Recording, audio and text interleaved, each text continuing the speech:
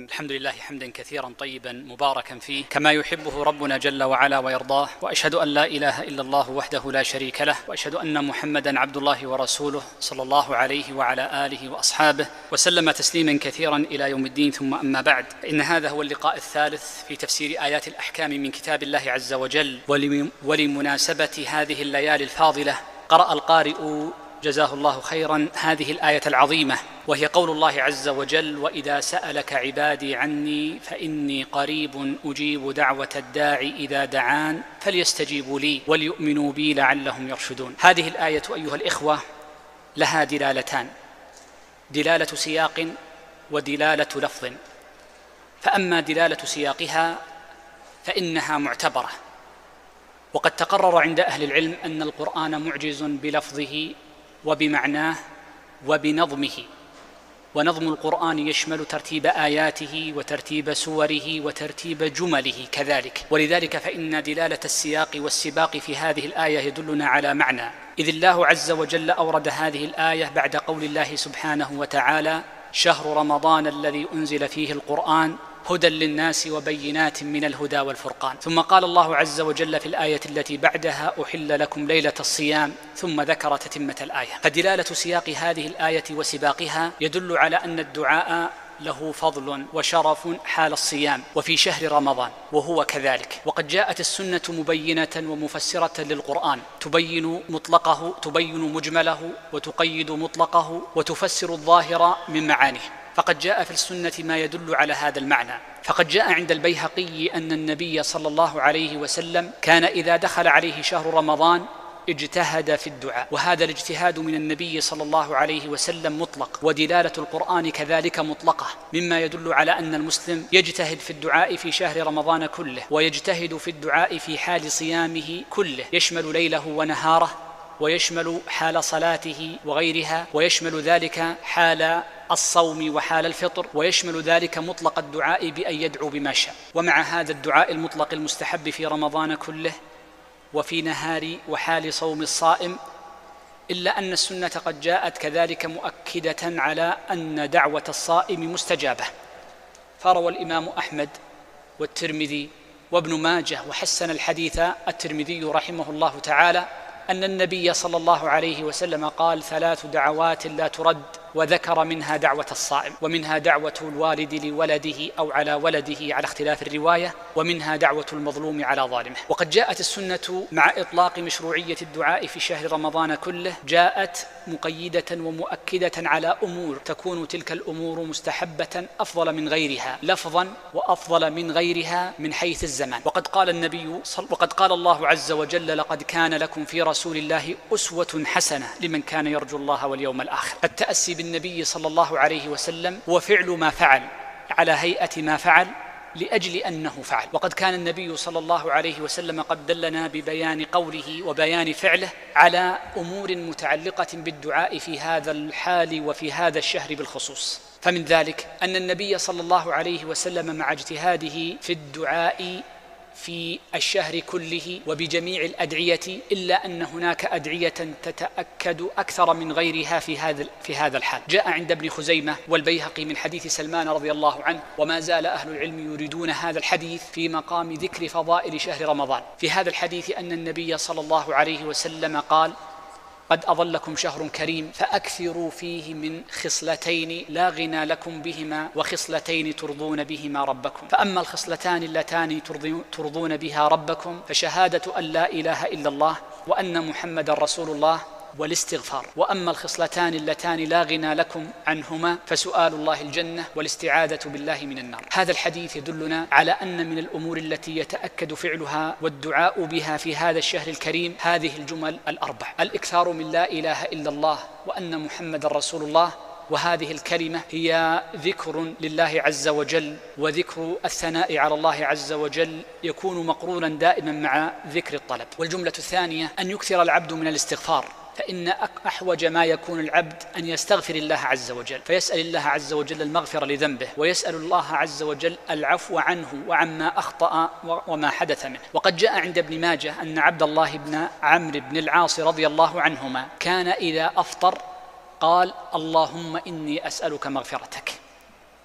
وجاء أن عائشة رضي الله عنها لما سألت النبي صلى الله عليه وسلم قالت: يا رسول الله، أرأيت إذا أدركت ليلة القدر ماذا أقول؟ قال: قولي اللهم إنك عفو تحب العفو فاعف عني.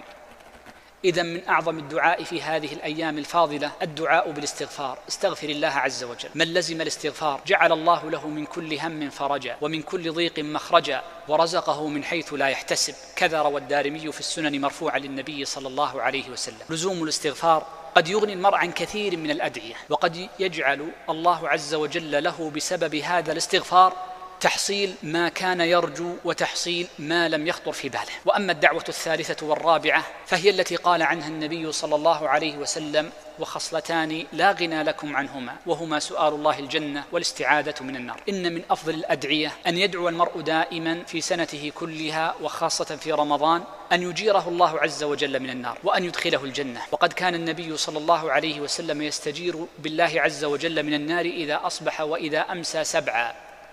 وكان رجل قد جاء النبي صلى الله عليه وسلم فقال: يا رسول الله، إني لا أحسن دندنة معاذ، أي في الأدعية التي يدعو بها. قال: فماذا تقول؟ قال: إني أقول اللهم إني أسألك الجنة وأعوذ بك من النار.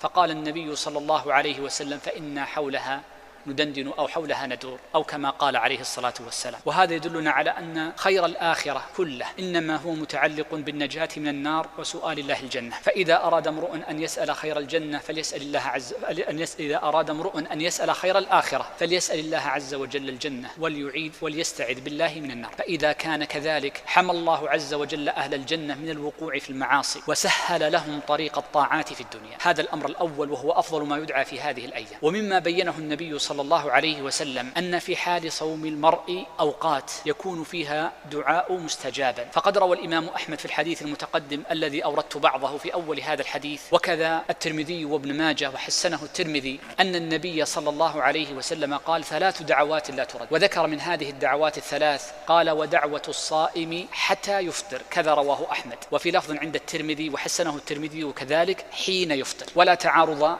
بين الروايتين، لأن حتى لانتهاء الغاية، والعرب تستعملها استعمالين: استعمال يدخل المغيى فيها، تدخل الغاية في المغيى، واستعمال وهو الأصل أن لا تدخل الغاية فيه، وإنما يكون ذلك بقرينة. وقد وجدت القرينة وهو اللفظ الثاني: حين يفطر. فنستفيد من مجموعي الحديثين أن المرء يستجاب دعاؤه إن كان صائما، وله دعوة مستجابة من حين إمساكه في أول نهاره من طلوع الفجر إلى حين ابتداء الفطر. قال شراح الحديث كالمناوي وغيره: ومعنى قوله حتى فطره يحتمل احتمالين: إما فطره الفعلي بأن يفطر أكلا، أو فطره الحكمي بأن يأتي وقت فطره وهو غروب الشمس الذي نعرفه بأذان المغرب. إذن فيكون المرء عنده دعوة مستمرة من ابتداء صومه إلى أن يأتي وقت فطره، إما فعلا أو حكما. واللفظ الثاني يدلنا على أن ما بعد حتى داخل فيما قبلها، وأن الغاية تدخل في المغيى، لذلك جاء في الحديث حين يفطر. ومعنى قوله عليه الصلاة حين يفطر أي أنه بعد دخول وقت فطره وبعد شروعه في أكله، فإنه في هذه الحالة له دعوة مستجابة. وهذا الذي فهمه جماعة من أهل العلم. فقد ذكر جمع من المحققين كابن نصر الله التستري وغيره أن ظاهر الحديث يدل على أن الدعوة المستجابة تكون بعد شروعه في فطره وبعد دخول وقت فطره، فحينئذ تمتد تلك الدعوة إلى قبل تناوله الطعام وما بعدها ما لم يطل الزمن.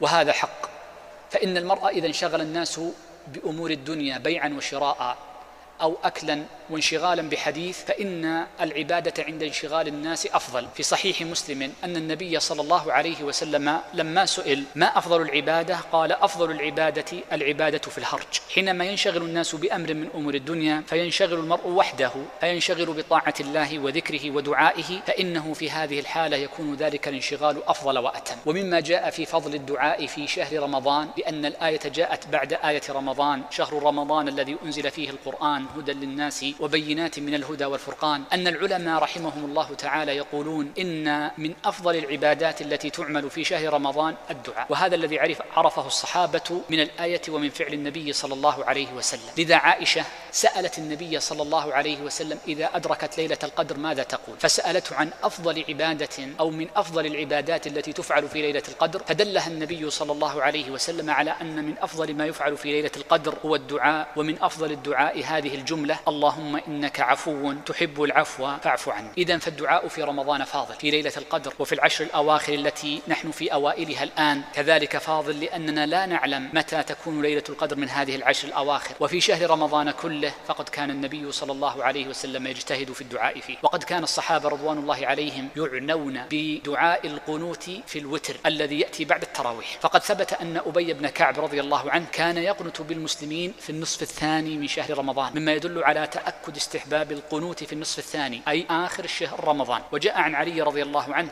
أنه كان يقنت في الوتر في رمضان كله، ولذا قال الإمام أحمد وهو من فقهه: إذا قنت المرء في رمضان، يقصد الإمام في التراويح، في رمضان كله فهو أحب إلي لأنه دعاء، قصده والدعاء مستحب في شهر رمضان. إذن عرفنا الدعاء في وقته، وعرفنا الدعاء في صيغته، وتعلق هذا الدعاء بشهر رمضان باعتبار سياق الآية. وأما دلالة لفظ الآية فإن الله عز وجل يقول: وإذا سألك عبادي عني فإني قريب أجيب دعوة الداعي إذا دعان فليستجيبوا لي وليؤمنوا بي لعلهم يرشدون. فقول الله عز وجل: وإذا سألك عبادي عني، جاء أن بعض أصحاب النبي صلى الله عليه وسلم سألوا رسول الله صلى الله عليه وسلم قالوا: هل الله بعيد فنناديه أم أنه قريب فنناجيه؟ فأنزل الله عز وجل هذه الآية: وإذا سألك عبادي عني فإني قريب أجيب دعوة الداعي إذا دعان. الله عز وجل قريب عند ابتداء الدعاء، قريب في الإجابة كذلك. فلا يحملن امرؤ هم دعائه باعتبار وجود واسطة، فإنه لا وسائط بين العبد وبين ربه.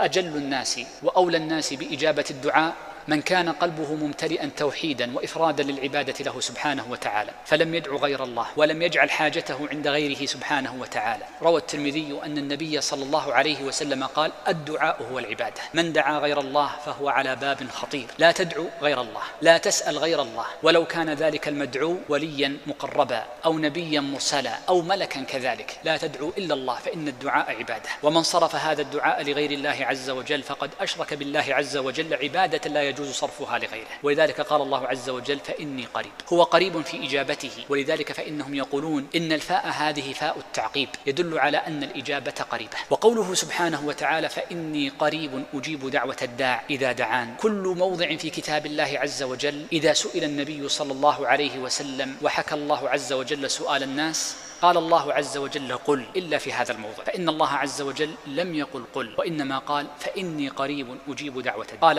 الشيخ تقي الدين رحمه الله تعالى: ففي هذا دليل على أن القرب قرب حقيقي حتى في التبليغ، في تبليغ حكم الله عز وجل، فإن الله عز وجل قريب منك، فاستشعر قربه واستشعر دنوه من الآدميين وأنه يسمع دعاءك.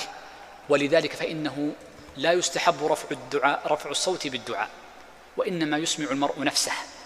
وبعضهم يقول: يكفي أن يحرك المرء لسانه وشفتيه، وهذه مسألة مشهورة في كتب الفقه وغيرها، حينما قالوا ما أقل الكلام. فحكى أبو الخطاب والنووي والشيخ تقي الدين الإجماع على أن الكلام لا يكون كلاما دعاء أو قراءة أو غيره حتى يحرك الآدمي لسانه وشفتيه، فأقل ما يسمى دعاء أن تحرك لسانك وشفتيك، ثم بعد ذلك يأتيك الجواب: فإني قريب أجيب دعوة الداعي إذا دعان. وقول الله عز وجل: فإني قريب أجيب دعوة الداعي إذا دعان، هذا يدل على أن كل دعاء فإنه يجاب، كل دعاء يجاب ما لم يكن هناك مانع. وبعض الناس يقول: أبحث عن أسباب تكون لإجابة الدعاء، نقول: بل الآية تدل على أن كل دعاء يجاب إلا أن يكون مانعا، وسأذكر بعض الموانع على سبيل الجملة بعد قليل. ولكن الخطأ أن بعض الناس يظن أن إجابة الدعاء تكون بتحقق ما سأل فقط، وهذا غير صحيح. فقد بين النبي صلى الله عليه وسلم أن من دعا دعاء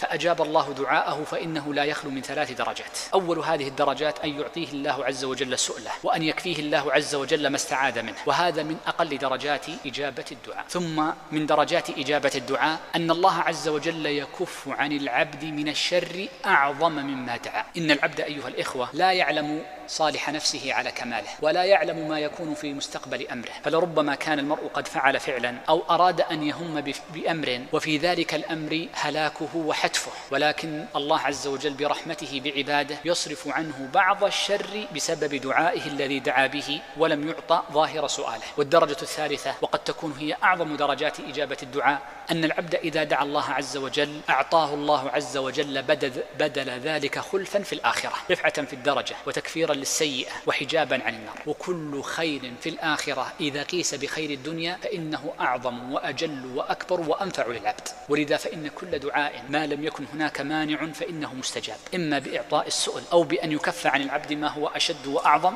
وإما أن يدخر له يوم القيامة علوا في الدرجة ورفعة فيها في المنزلة وتكفيرا للسيئة ونحو ذلك من رحمة الله عز وجل. يقول الله عز وجل: وإذا سألك عبادي عني فإني قريب أجيب دعوة الداعي إذا دعان فليستجيبوا لي وليؤمنوا بي لعلهم يرشدون. قول الله عز وجل فليستجيبوا لي وليؤمنوا بي تحتمل احتمالين كلاهما صحيح، إما أن الاستجابة والإيمان مطلق، وإما أن تكون الاستجابة والإيمان مقيد بالدعاء، وهذا أحدهما متضمن الآخر. فأما الأول فإن معنى قول الله عز وجل فليستجيبوا لي وليؤمنوا بي أي فليستجيبوا لأوامر الله عز وجل، فما أمر الله به فعلوه وما نهى عنه انتهوا عنه، وليؤمنوا به فليؤمنوا به سبحانه وتعالى على كامل الإيمان. فتكون هذه الآية جامعة لنوعي التوحيد، توحيد الإلهية فليستجيبوا لي، وتوحيد الربوبية وليؤمنوا بي. ومن آمن بالله عز وجل واستجاب له فهو المؤمن حقيقة، إذ الإيمان اعتقاد وقول وعمل، وهذا هو الذي يظن استجابة دعائه. وأما على المعنى الخاص أي فليؤمنوا بي وبي أن الله عز وجل يجيب الدعاء وليستجيبوا لأمري في الدعاء. فنبدأ أولا بقول الله عز وجل فليستجيبوا لي في الدعاء. ما معناها؟ فقوله سبحانه وتعالى فليستجيبوا لي في الدعاء أي بالمعنى الخاص، وهو داخل في المعنى العام الذي ذكرته قبل قليل، أي فلا يدعو إلا بما شرعت، فلا يدعو غير الله سبحانه وتعالى، وهذا واضح من أول الآية، ولا يدعو بدعاء فيه اعتداء، وقد قال الله عز وجل ولا تعتدوا إنه لا يحب المعتدين. فمن الاستجابة لله عز وجل التي هي شرط إجابة الدعاء ألا تعتدي، حيث ذكر الله عز وجل في تلك الآية. قال بعض الصحابة كابن عباس وغيره الاعتداء في كل شيء ومنه الدعاء. إن بعض الناس يدعو بأدعية ولكن اعتداءه في دعائه يكون مانعا من إجابة دعائه. إن من الاعتداء في الدعاء الاعتداء في المدعو والاعتداء في الصفة. فأما الاعتداء في المدعو فأن يدعو المرء بإثم أو يدعو بقطيعة رحم أو يدعو بما لا يجوز له الدعاء به مما لا يجوز عقلا أو لا يجوز عادة أو شرعا مما هو من خصائص الأنبياء والمرسلين وغيرهم. فلو دعا امرؤ أن يجعل الله عز وجل عمره دائما بلا موت فنقول هذا اعتداء، وغير ذلك من صور الاعتداء بصفة المدعو، فلا يجوز الدعاء بما نهى الشارع عن الدعاء به. ومن الاعتداء في الدعاء الاعتداء في الصفة، وقد بين أهل العلم رحمهم الله تعالى أن من الاعتداء في الدعاء في الصفة أن يدعو المرء بدقائق الأمور، فإنها سبب لعدم إجابة دعائه. جاء أن عبد الله بن مغفل رضي الله عنه سمع ابنا له يدعو بدقائق الدعاء فقال يا بني إذا سألت فاسأل الله الجنة واستعذ بالله من النار، فإن الله عز وجل يقول ولا تعتدوا إن الله لا يحب المعتدين. وقد سمعت النبي صلى الله عليه وسلم يقول سيأتي أقوام يعتدون في دعائهم. إذن إذا دعوت فاسأل الله المجملات، اسأل الله عز وجل خير الدنيا والآخرة، اسأل الله عز وجل الأمور العامة دون تفاصيلها، وكل له سبحانه وتعالى أن يختار لك تفاصيل الأمور. هذا الأمر الأول من الاعتداء في صفة المدعو، في صفة الدعاء. من الاعتداء كذلك البحث عن السجع والتكلف فيه حتى يكون السجع حين ذاك هو المقصود لا المطلوب والمعنى. وقد جاء عن ابن عباس رضي الله عنهما كما رواه البخاري معلقا أنه نهى عن الدعاء بالسجع كسجع الكهان، ولذلك المسلم إنما يدعو بما حضر في قلبه. ولا شك أن أعظم الدعاء وأجمله جمالا وإجمالا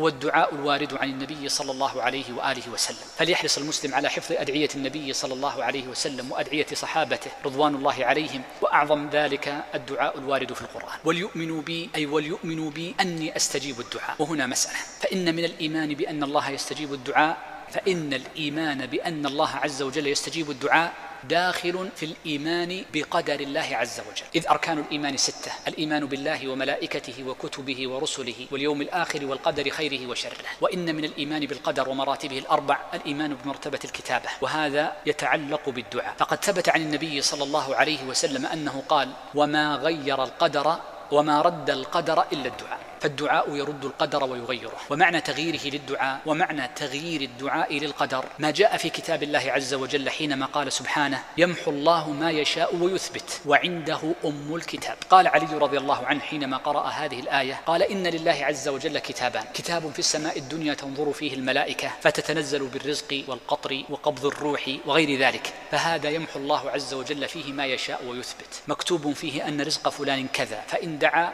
زيد فيه، وإن ترك الدعاء نقص منه. مكتوب أن عمره كذا، فإن بر والديه ووصل رحمه زيد في عمره، وإن ترك ذلك نقص من عمره. وهكذا من الأمور التي قدرها الله عز وجل. هذا الذي يمحو الله ما يشاء فيه ويثبت. فالدعاء يغير ما في الكتاب الموجود في السماء الدنيا، وأما الكتاب الذي عنده وعلمه سبحانه وتعالى فلا يتغير ولا يتبدل. يمحو الله ما يشاء ويثبت وعنده أم الكتاب. إذن فمن الإيمان بالقضاء والقدر ومن الإيمان بالدعاء الذي هو شرط لإجابته أن تؤمن أن الله عز وجل يستجيب الدعاء. ومن استجابة الدعاء تغيير المقدور والمكتوب في السماء الدنيا الذي تتنزل به الملائكة ولتنظر أرزاق العباد. فليؤمنوا بي فليستجيبوا لي وليؤمنوا بي لعلهم يرشدون. فقول الله عز وجل لعلهم يرشدون أي لعلهم يدلون إلى طريق الرشاد والهدى. فإن من أصاب الرشاد في طريقه بمعرفة الشيء ومقدماته، فإن المرء لا يرشد إلا بمعرفة الطريق السالك، فإنه حينئذ يكون الناجي والفائز. ولن يستجيب الله عز وجل دعاء عبد إلا إذا آمن به واستجاب له. آمن به الإيمان الكلي، وآمن به الإيمان المتعلق بالدعاء، واستجاب له الاستجابة الكلية والاستجابة المتعلقة بالدعاء. أسأل الله العظيم رب العرش الكريم أن يرزقنا جميعا العلم النافع والعمل الصالح، وأن يتولانا بهداه، وأن يغفر لنا ولوالدينا وللمسلمين والمسلمات. وأسأله جل وعلا أن يرحم ضعفنا وأن يجبر كسرنا وأن يجيرنا من خزي الدنيا وعذاب الآخرة. وأسأله سبحانه وتعالى أن يرزقنا الفقه والحفظ والعلم لكتاب الله عز وجل. وأسأله سبحانه أن يذكرنا ما نسينا منه، وأن يعلمنا ما جهلنا، وأن يرزقنا حسن تلاوته آناء الليل وأطراف النهار على الوجه الذي يرضيه عنا سبحانه. وأسأله جل وعلا أن يخلص لنا نياتنا ويصلح لنا في ذرياتنا، وأن يغفر لنا ولوالدينا والمسلمين والمسلمات.